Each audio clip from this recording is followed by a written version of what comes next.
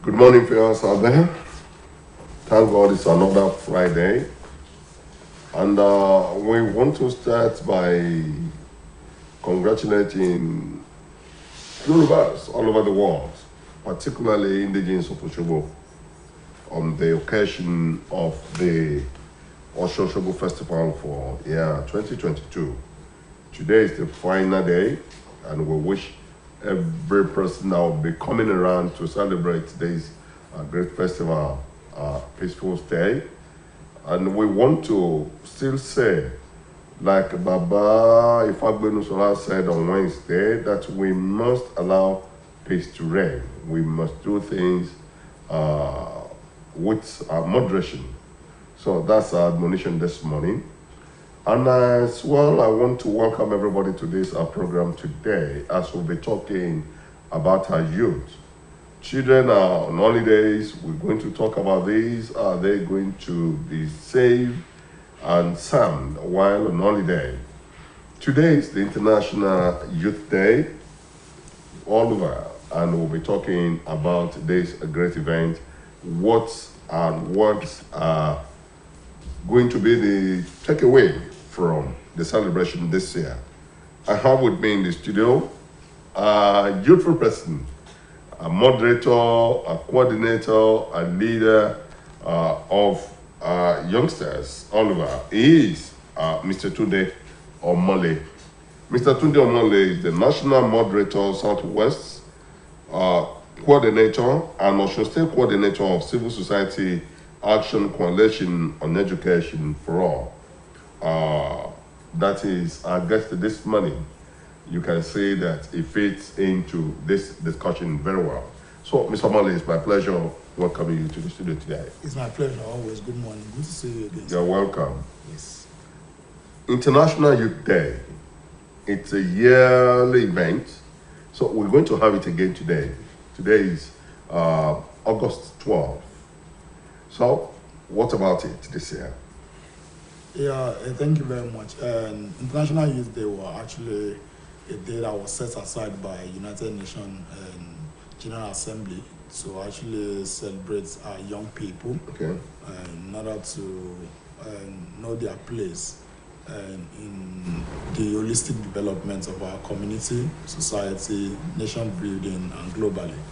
And the essence is for us to beam the searchlight and the importance on young people, on how useful they are to the society, how we can harness their potential, how we can make them contribute meaningfully and positively to the development of our society. Okay. Now, what's the theme for your 2022 celebration? There is solidarity for young people to actually come on board and participate in governance. Solidarity for young people to come on board and participate in governance. Yes. Yeah, if youth must participate, there is this popular saying, tomorrow's leader, tomorrow's leader, tomorrow's leader. People saying youth are leaders for tomorrow are the ones who are playing that active role today.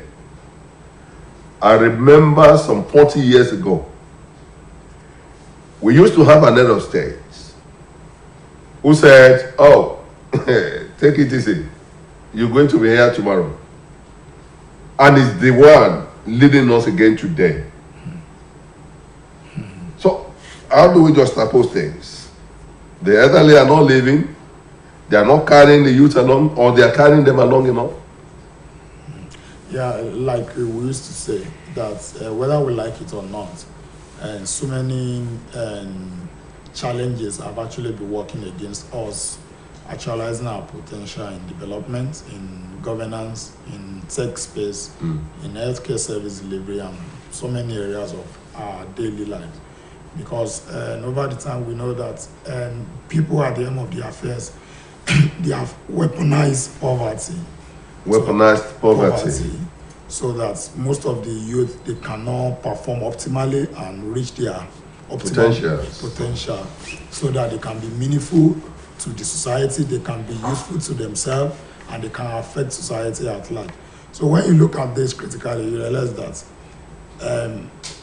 in this part of the world, the elderly, so-called elderly, they don't want to leave this space because they are the one that have all the resources, they are the one that have all the influence, they are the one that have all, what you can say, and the wherewithal to actually make the much needed difference.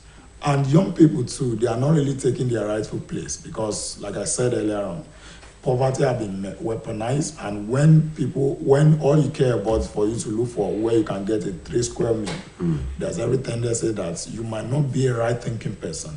You might not be able to actually think positively on what I can do to help myself and what I can do to contribute to my immediate environment. Okay. Now, at the same time, and you realize that most of the bedrock of holistic development of young people in our society are now warped, in the sense that we are supposed to get all those values, we are supposed to get the confidence from home. Most of the homes are not working again. We have so many single parents, both father and mother. No one to actually instill that value of the mentality of you can do it, you can make the much needed difference. And because of poverty, because people are struggling on their socioeconomic status, you realize that parents are not together. So who to put that value system and improve the confidence of young people? They are not there. Then at the same time, when you look at our educational structure, the system we are running, the human resources for education is not what it used to be. Most of our teachers are not exposed to capacity development, training and retraining. And at some point too, most of our teachers are not well remunerated. So they are not really motivated to perform their duty. Then are we really putting the round pegs in the round hole in terms of education? There are principles that are guiding how to instill knowledge, how to instill discipline on kids, on words. And most of the time, if you are not getting this thing at home, we know that where you are going to get is the school system, but the schooling system is not actually working. Let's look at the non-formal education system where we have artisans and so many other people, where we have predominantly young people learning all these skills and trades. Nobody to actually put us in the right direction. Then if you look at our society now, everything is all about material things. Everybody, a teenager wants to ride a car that is worth 10 million naira. A teenager is building houses for their parents. A teenager is buying cars for the parents. And society is celebrating them. Okay. So nobody cares again. Now, let's look at, there are some that are still making it. Yes. If I'm not going to mention any name at all, I will mention the name of a lady that just came back from the Commonwealth Games. Yeah. The lady is in her 20s. Yeah. And if you go into ICT, there are so many that are making it there as well. You said that poverty has been taken care of by our leaders and that they have extended to the youth. Yeah. But do we now still say this? If you look at these people that we are saying, oh, come and fill in the gap. These are the people who, this is just some minutes to 2:08. Some are already drunk this morning, whether alcohol or drug. If you see them, what rule their word is how many girls they have following them. If you see them, they're there looking for money to stay. Some are not there. You mentioned the home. Now, how do we fill in the gap now? Some of them are becoming parents as well, as young as they are. And how are they going to make that mental thinking, calculate their way out of poverty, occupies the space? Politics is around the corner. By the findings from INEC, over 71% of those that are holding PVC today are in that bracket. Would that be enough for us to make a change we desire for ourselves and for our country? All right, and filling the gaps, we have to look critically at where we are coming from. Where? Which is very key in this case. You made mention of Toby that came home with gold in Commonwealth. Do you know how many Toby Amshon that we have in Fakunle Comprehensive High School? Mm-hmm. Do you know how many Toby that we have in Oshobo Grammar School? Do you know how many Toby that we have in Iwe Jesha? Do you know how many Toby that we have in Ipetu Jesha? But who will give them that platform? And a woman in her late 60s that says she discovered Toby. I think you can't imagine how much investment that have been put on Toby. You can't imagine how much time, how much resources, how much guidance that be put in place for her over the years. So we have so many of those young people out there that have the potential. So why is it that when our young people are here struggling academically, and when they get abroad, you realize that they become a shining star? Now, and in this case, now we don't have to be too critical.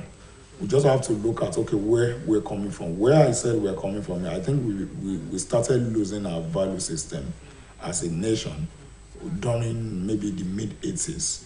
The value system collapsed at that point in time because that was when we started worshiping material things as a nation. Because way back then, nobody cares about what you ride. Even people are always skeptical when you bring home a car and they can't. They'll ask you where to get the money from. Your resources or your lifestyle with your resources, then people will raise eyebrow.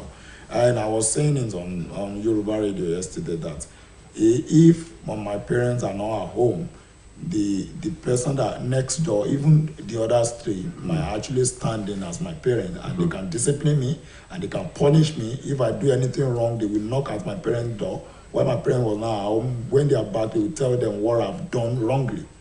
Now we don't have that in our society. Nobody cares. Nobody cares. Everybody is just doing their own thing. And at the same time, when you look at, okay, what are the young people getting exposed to on daily basis? Okay. In terms of information from new media, what are they celebrating? What are they telling us? Then is the mass media, with all sense of sincerity, I know pretty well that you are doing your best as one of the conventional media station to actually instill value, because I've been to your station severally where we talk about issues around. But how are the other space in the media are creating high level awareness for value reorientation? Okay. What are they doing? Who is regulating all these things? What are the things that are being churned out to our young people? What are the impressions we are creating for them? What are those mentality we are giving? And all these things trickle down from up there. I don't like passing blames. Every man for himself. But it's not everybody that can actually decide that this is the kind of lifestyle I want to live. Some people, they need mentoring. Some people need hope. Some people need somebody to tell them that this is what we can do. How many mentors, how many people that we can beat our chest around among our leaders that we can say, I want to emulate this person, I want to be like them. Maybe in political space, fine, in tech, in corporate bodies, we have people that we can emulate. But those people that people are very close to, at the end of the affair, from the lowest of them, counselor, to the highest you can think of, you can be a good person and actually want to live your kind of life if you don't want to live a very short life. So now you ask me that how do we feel with it? Then I think number one thing is that there should be a reawakening from the leadership that, okay, we want to instill our value system. We want to go back to where we're coming from. It might be difficult, but you have to do it. You can't instill value in somebody that does not have hope, that does not know where the next meal is coming from. Somebody that you have been out of school for years and you can't even. Do you know there are some people with master degree that are teaching in schools and they are being paid like 15,000 naira with family? How do you want that person to think? How do you want that person to have a right mindset? They can't. But nevertheless, we know that out of all these things, people are still leading a good life. They are still doing something. Like I was telling them on the radio yesterday, because they asked me the same question. I'm a young people. I've been around for quite some time. My NGO has been in Osun State for the past 2 decades. I know how much I've invested in the development of my immediate environment and this state. I was a recipient of Osun State Merit Award as far back as 2007. That singular act of giving me State Merit Award when I started my NGO in less than 3 years actually spurred me to do more. That my stake will actually recognize me at some point, that I was able to do some things to help people on sexuality and reproductive health and leadership. Do we have that kind of incentives around now? Do we have anybody that is telling us that, okay, we appreciate what you are doing good? If you are doing good now, people will see you. It's the new abnormality. When you are doing good, is the new abnormality. The bad is the new normality. Now let's look at that this way. I still want to use poverty as basis for my question now. If one would not stand up to face poverty headlong, it will kill somebody. Now, individually, can we take that decision? We can. Can we listen to issues like this being discussed in a space like this and take a cue from it and rise? Because if something is your right, if you don't fight for it, nobody will come and give it to you. The funny thing inside is that when we are fighting for the right of young people and we tell them that this is the way to go, they will be the one to gang up against you and tell you that you are saying something wrong. Wow. So we need value orientation. Fine, we know we need value. But when our government keep telling us that go out there, go into farming, go and do this, I'm a graduate. And you want me to go to a farm settlement in SRK. And you are not making no provision for me to socialize if I come to the city. You want me to come back to a city, to a Shobo, and people will be looking at me like an early man, a Cape man that just came into town. You want me to do agriculture, you are not telling me to do agriculture in the 21st century. You see your hoes and cutlasses. And you say you are empowering young people, you are giving them seedling to plant, you are telling them go to farm, we have variable farm. How many of their children are on the farm? Now, if I even agree to go to the farm, if I have my wife and my family on the farm, will I be able to give my children the sound education that I can get anyway? And I keep making reference to this thing. I said, way back then, when I was growing up with my grandmother at Jeddah Jesha, when I left Jeddah Jesha for Ibadan, it was the same quality of education, it was the same standard. I was coming first in Jeddah Jesha, I was coming first in Ibadan. So no difference. The quality of education you can get anywhere. So now imagine me going to Oyere with my children. And I am still hopeful that I'm going to make a difference in my community. Now you want to put me on the farm and you want me to live like an early man. And you are saying you want to motivate young people that as a graduate I should go back to farm. No, it doesn't work that way. I want to be able to show that if I go to farm, supervise all the laborer, do all those things as a master's degree holder and learn new incentive, I have access to extension, I have access to sound education, even on the farm. I have access to healthcare service delivery. I have access. It's not as if I'm going to have any emergency and I will start going like 50 miles. No access to car, no access to vehicle. And you want me to go there as young people. It doesn't work that way. So if our leaders are actually very sincere, if they are coming together and say that, okay, we want to end poverty, they are going to create enabling environment. Now, if you don't have motivation, if you don't have anything surrounding you that can actually spur you to do something, it might be difficult for self-motivation. Self-motivation is the most difficult thing. If everything around you is not working, you are indebted, you don't even know where to go, your children are sick, you can't access healthcare service delivery, you can't do anything. Now that things are as they are in Nigeria, looking at politics, looking at economy, universities short for over 6 months, yet there's no end to it at times. Medically, you cannot just wake up and say you want to access this? Where are we going then? How are youths, how are they going to emerge? The tomorrow leaders that we call them. It's very difficult. Okay, let me start an instance now. Now there is no security. Anybody that goes out in Nigeria today now, for you coming back, L and IT is a 50% thing. Mm-hmm. I pray that God forbid. Do you know anybody could come around anywhere now and just point a gun at you and just march into a vehicle? For sure. And you just leave and you are gone forever. No CCTV camera, no police, nobody, no security. Now you are talking about young people motivating themselves. There was an incident of kidnap and murder in Ogbomoso last week. The guy relocated from abroad. Yes. Came to Nigeria and built an hotel just to survive. And was operating a farm as well. For operating a farm. And out of all that, one of the staff, the lady was a LAUTECH student, but because the university was shut down, he said that let me help my parents and I will start working as a receptionist in that hotel. They were both kidnapped together. They were demanding for 50 million. At the end of the day, they collected 5 million and they killed and the they killed them. And they killed the lady. These are some of the. If I want to go anywhere, I'm not sure of my security of life. I'm not sure of what I'm going to do. Do you know any hoodlum could walk up to you and stab you? It's only when one wakes up in the morning now you say, "Oh, Father, I thank you again for sparing my life." Yes. Because yesterday night when I was going to bed, I wasn't sure if I'm going to make it till this But morning. anybody could walk into your house, no security, nobody you call. Where is the rapid response that you are going to call? Now, I know enough of us talking, lamenting or talking. What we need to do is for us to keep talking and tell young people that they can self-motivate themselves. If only we know our strength, who we are, what we carry, we can make I want to ask you a question. You must have seen a video of a Nigerian that was lucky to be out of this country.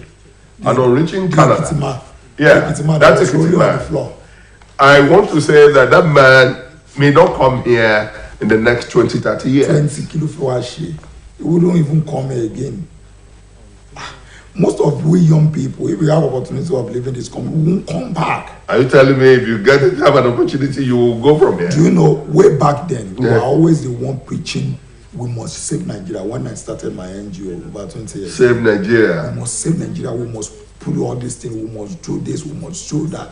We want to make a difference. We are doing massive things. Young people, teenagers, I put all of them together, raising volunteers, value orientation. We are doing leadership training. We are doing campaign on sexuality and reproductive health. Without anybody giving us anything. We are doing fine bara. We go to people like you. Do you know it came to a point they will tell you, what NGO, I'm sorry, I'm speaking Yoruba now, and that you are wasting your time. Even one of the chairman of a local government that went to me that wanted to do a leadership training, the guy was telling us that you want to do a leadership training and you are coming to me, meet me, you don't have your own money. Young man, anybody that wants to help this society, you must have your own money. Who are discouraged? But I told you, giving me the State Merit Award in 2007 was a motivation for me. Now, when you now look at the other thing, we used to say that with all our energy, it came to a point people were doubting that Sheba boy lost Kusha. They will be sweeping floor, they will be doing awareness, they will come to TV, I've presented programs severally here on young people. I know. We do all those things, we'll come and meet you. Remember Wale Adediran now? All of them. They are tomorrow. They were people who are young people. Yeah. Where is Wale today? We are almost giving up. We are almost giving up. There was a time my organization and Wale's media team, we partnered, we did a week-long activity, we played a novelty match, we did cleaning of the streets, we did everything. People were looking at us. We are getting tired. Are you tired? We are. Are you tired? We are tired. Because most of the young people we are even working for, they will be the one to still persecute us. We are drained. Now, way back then when we were doing all these things, we are not having much bills. We don't even mind about our integrity and dignity. Don't be surprised that wherever you went to actually make a difference, some people, some political clowns will have gone behind your door, take your concept, use it to take a lot of money. You drop a proposal that government, you can do this thing, you can do this thing, you can make the difference in this area. By the time you leave, they will add some zeros at the back of your budget. They might not implement the project. Even if they are implementing, they won't call you that conceptualize it. So we are tired, to be frank with you. We are not giving up in Nigeria, but we are physically drained, we are financially drained, psychologically we are not there. Let me still do it this way. Yeah, we know the issues we are facing as young people. We know issues confronting us as a nation. Now, leaders, the current people in the National Assembly, the current crop of governors, the current group of chairmen of local governments, members of the state assemblies, some of them are watching us now. They are listening to us. How can we make a change? Because it's not over. It won't be over until it is over. We are not giving up, like I said. We are tired, but we are not giving up. I know. Now, the number one thing I think we really need to do, even leaders, you must be conscious, because all this preaching that we have been preaching to them, they have their own mindset, they have their own concept. Everything is all about what me to them. I think they should imbibe the spirit of we, collectively.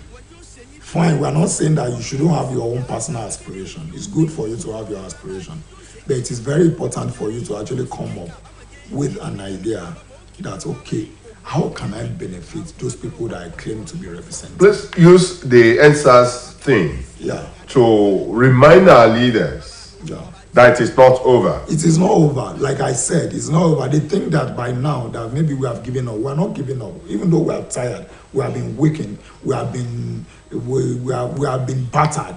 Even after the answer, there are some people up till now, their family are still, they can't find them. Now, I believe strongly that our leaders, most of them, they might have good intention before they even join politics. But by the time they get there, if you can't beat them, you have to join them. But over the time, I believe strongly that we really need to prepare for that leadership. Be close to our people and actually know what they want. Let's do a people-friendly kind of policy that will lift people from poverty. When poverty is actually settled, most of these challenges we are having might be reduced by half. You are asking our leaders to be genuine in their intention. In their intention, then they need to know the yearning of the people. You don't just get elected into House of Assembly or rep and you start riding a very big car. There was this year that I was engaged, and our focus then was to discuss inclusive budgeting. Yeah. The local government, states, and at the national level, that they should not just sit down at a corner of a room somewhere and start drafting budgets. They should go out, inquire from people to whom these projects are going to be implemented. What do you need? Bottom up. Now, education, that's a mainstay, is suffering what is suffering now. There's so many of our young boys and girls that are already being disoriented. Every home has a boy or a girl like that, who has been in school for 5 years for a 3-year program, who has been in school for 8 years for a 5-year program, yet he or she is not a graduate. Now, how do we are talking about restructuring. We're talking about genuine intentions. You started it. You want to talk more on this? Yeah. We really need to, from the leadership, we really need to be intentional with what we want to do. Like Riley said, budget preparation should be bottom-up approach.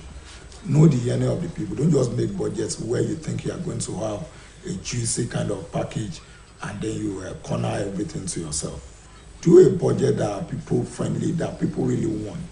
There's a concept that we call participatory rural appraisal, which is a concept we use in economics where you go out there, know what people actually want, then you pull it together community by community, and you make a master plan of action out of it. From that master plan of action, what a particular community wants is what you are going to budget for them. Give to them. In a place like, maybe in a place like Iragberi, they might just need and maybe they are predominantly farmers. They don't want to come to Osogbo. They don't want to come here. They don't need you. Need a market. They need a how can they transport their cassava from that place to that place? Then their healthcare service is in top notch at the level of the primary healthcare. Are they getting what they are supposed to get? All these things are what we are supposed to do. And budgeting is the basis of any developmental planning around governance and policy making. So if you can get that right, you get it right. Then value reorientation for our young people. We need to start giving them hope. And you can't give them hope by mouth. I learned to be a cobbler. Let's assume that I learned to be a cobbler. And Bank of Industry or whatever bank that is saddled with the responsibility of empowering small-scale businesses, what bottleneck I'm facing? Go to Bank of Industry. What we hear is briefcase farmers. Yes, that's what, those are the people they give. Because if I want to start a business and I don't have any money, and as a young person, and you are telling me that I should go and bring this, I should go and bring certificate. So collateral. How will I get it? And you want young people to thrive in their business. I can be doing just kuno and have access to like 100 or 200,000 naira loan, and I can beautify that kuno as a young person and make it work. Let's discuss things. I sat down one day. The lady sitting down there is a corper. Our data is with the government. Millions of them are here and there, serving this country. Without knowing, they receive their allowance at the end of the month, coming from somewhere. Can we use that as a means of reaching out to Nigerians? Why not? As empowering Nigerians? Why not? That come, 1 million of you will give you this much. Go and start a business with it. Because what they are being told is there are no more white-collar jobs. Starting a business, you need money. So can the government use this as a way of, this year will empower 1 million, another year will empower 1 million? I wonder who collected these loans that governments are talking about during lockdown. The loan is not actually friendly in this part. Though I interacted with some people lately, I realized that they benefited from some of those COVID relief loans. Okay. Some of those things. It's a good social investment on the part of the federal government. How much has it impacted on our society? I don't have the statistic or any empirical evidence now, but I'm pretty sure some of those people that benefited from it must have something added to paying back and living well. I'm not sure most of them have even started paying back, but the time is the bottom line is that's where we are missing it. You want to give somebody a grant or a soft loan. Have you prepared that person mentally, psychologically, financially on how to... Has he learned any trade? Have you put them through financial literacy on what to do? If I do this business, this is how much I will get. This is the capital. I must not touch my capital. You don't just give people. People will see it as a free gift. Free money. Because it's our government now. So I can spend it anyhow. That's my own share. So most at times, government might have good intention, but the approach might be extremely wrong. I learned that some people got all those grants and whatever. Now another thing is how many people are aware that that kind of opportunity actually abounds somewhere. Is government doing enough to promote it? Are they partnering with local and international media outfits to actually say this is what is going on? Except for go to their website or something. How many people are going to website? The people that are poorest of the poor, they might not really be technology savvy. Okay. And you have to reduce all the bottlenecks for them to be able to access it. Because you are talking about poorest of the poor. If you give me 5,000 naira, you should give me how many minutes? What can you buy with it? With it. But give them something sustainable in terms of knowledge, in terms of material. Okay. Time is not our friend on this program. We have just less than 10 minutes to go. And I want us to look at our children who are on holidays now. Now, I've started hearing that, go for this lesson, go for that lesson. When will these children rest? I wonder. Because everything, it's actually a kind of strategy.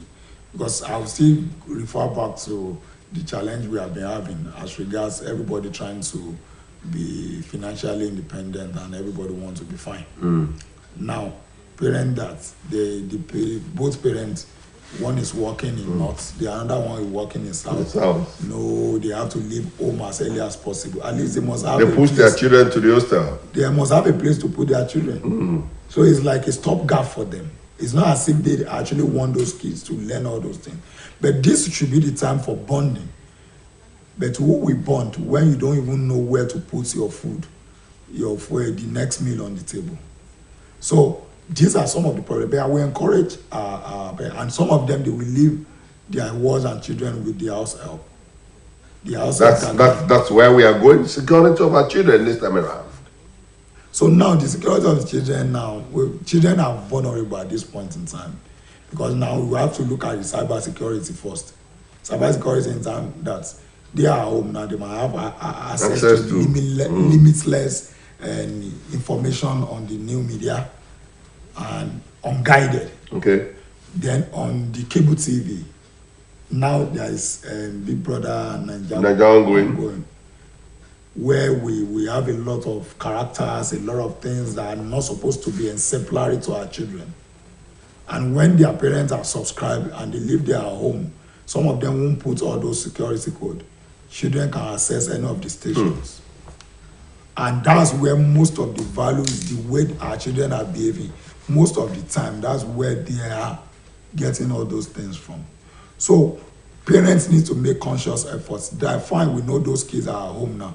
It should be a time for us to instill those values into them, discipline into them, try to re-energize them. If we belong to traditional faith, let them know the value inherent in all those faiths. If they belong to Christianity or Islam, let them know that these are what you should do. This is what is expected of you. It should be a time of bonding. This is not a period when parents should go on holiday. No, it's not. It's not. We should bond with them, try to make sure that our value system are invested in our children. And then That might mean when we are in school, we want to go to stay without uncle, we want to go and stay without auntie. And the auntie will come around and pick us and take us away for holidays. Do we still have things like that again? People still do it, but they go on vacation now these days. You go there, you go and play with some people. But when you get there, so most of our homes in Nigeria, they are the same thing now. You have access to with 1,900, you can subscribe for cable TV. They will still go, the kids will still go there and watch TV and do all those things, unregulated. Nobody to tell them that don't see this station, don't see this station. And this is the time where children are abused too, especially all those pedophiles. Because their parents are not at home, children are vulnerable, they are on the streets. Then they can always harass them with biscuits and some other things. Call on parents to do more this time around. So I want our parents to actually be conscious, be intentional. We know it's not easy keeping homes, raising resources to actually keep our home. But at the end of the day, if you have all the resources in this world and your children turn out to be what you do. If you go to Calabar to go and look for money because of your children and you are back at home and the children are not there, what is the essence of that money that you are bringing home? I pray that God will help us. It's going to put us through. It's a trying period in our nation. We understand perfectly well. But let's make conscious efforts to actually ensure that our children are well taken care of. This time we need to be intentional, talk to them, relate to them, know why they do what they do, how they relate with others, and be conscious. As long as we can talk to the children, they are hearing us. Yes, children. If they see something, they say something. Yeah, this is a time for you to learn something positive, get something added to your life. At this point in time, we have limitless opportunity. You can be reading online, you can learn new things, you can learn new vocabulary, you can register for free skill acquisition. There is this program that they are doing now that one of my children actually put in for. They are talking about temperament and confidence during this period. So they want to instill confidence on that, and they are doing it through Zoom. And all children all over the world, they are joining. Okay. So you can explore all these opportunities that are born and do all these things. Parents should help their children with this create educational side. enabling environment to them. Then be conscious. Don't just go and hire one male teacher to be teaching your teenage girls or maybe your underage girl and leave the two of them at home. People are abusing children now. We need to be conscious. Then children too, when you notice that you have strangers around you and their behavior, you are not comfortable with it, kindly speak out and talk to your parents. And things will definitely get better. Use this opportunity to talk to your God, to be closer to your God, to learn new things, to learn new skills, to know more people, and we are going to be fine for it. Thank you very much for coming on the program today. It's my pleasure. We cannot say all this. We know for sure that some people have picked one or two things from us this morning. And if you are here, there, enjoying this program, please extend it to others. Community relationship. What we are talking about, parenting, good parenting. We don't have to leave our children. Nobody cared for me when I was growing up. The situation in town then are not like what we are having today. How many of you are there within that space that you call your community then? How many do we have now? And the insecurity is everywhere. You just have to make your environment secure, make environment of your children secure. And it's only doing that we have a gain for tomorrow. Our leaders, we've been told, let's be intentional. Good intentions will take this nation to where it's supposed to be. You've been listening and watching our person here, Mr. Tunde Omole. Tunde Omole has been a very good friend to the house here. We thank you for coming this morning. We appreciate you, and Lord will continue to enrich your wisdom. And to my colleagues in the studio, I thank you as well. On behalf of our Director General, we say a very big thank you to you for telling us the way to go. And all other officers, Olushola Ogunleye remain the producer of this program. I'm Olasukomi Oyebayo, signing out now. And by Monday, we'll have another guest and a presenter in the studio. Bye-bye.